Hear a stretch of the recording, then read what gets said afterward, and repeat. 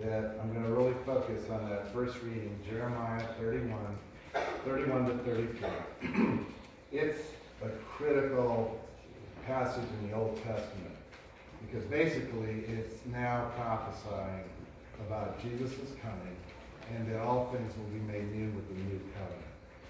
Now I want to tell you that I was fortunate that this was the reading today because years ago when I was in seminary, this was actually the scripture verse I chose to do a sermon to my classmates. And I will tell you, I spent hours and hours and hours researching this, trying to find out everything I needed. And I finally wrote it. It was 12 pages, single-spaced.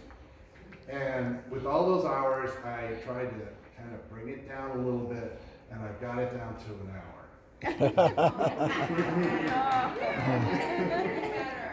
The other lucky thing is there is no communion today, so that gives me even more time.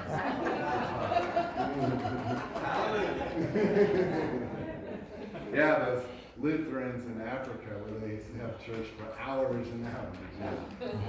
Just kidding.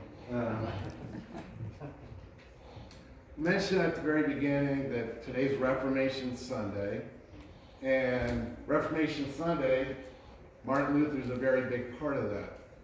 Martin Luther, as you probably all know, is the one who created the Reformation, and in fact, he was so much so that he's actually the one that other churches, new churches that came up, followed his lead. Now, he didn't create this in a vacuum because there had been people before, particularly John Huss, who initiated and talked about some of these main things, one of them being that we're saved not by works, but by faith alone. That is a critical point because it talks about what our covenant or relationship is with God and how it's all a free gift.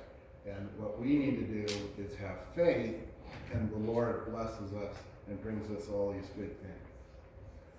So, I said the word covenant, and with covenant, if you don't remember anything I said, I'd like you to remember this, that covenant, when we talk about a new covenant, we're talking about new and renew.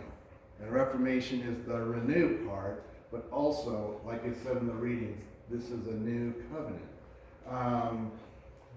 So what is covenant? I decided I would look it up in the dictionary, kind of a Christian dictionary, and find out a better idea of what it is.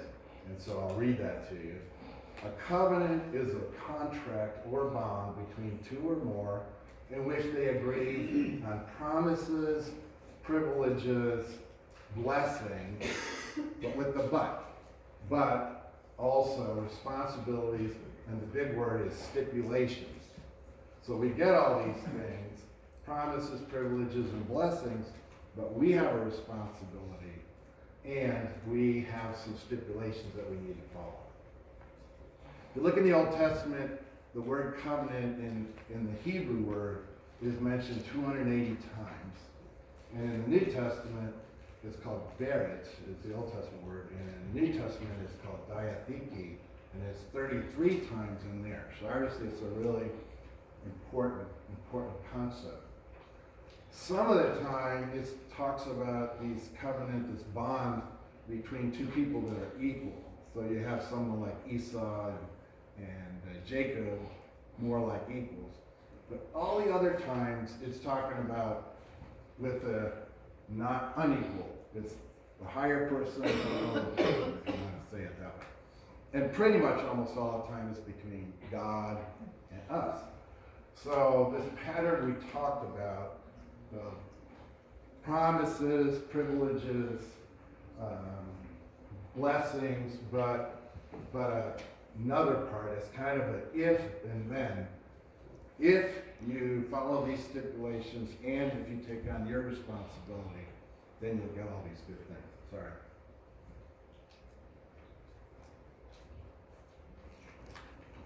So, let's look through in the Old Testament because this will help us understand the readings we had today.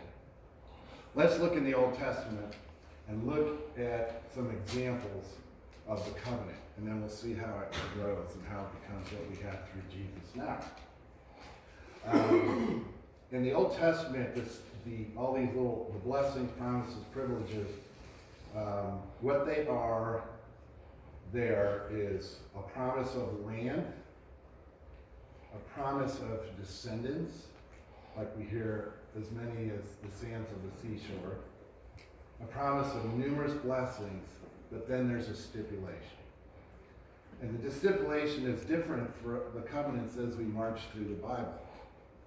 So for example, we start with Adam and Eve. Adam and Eve, they get all these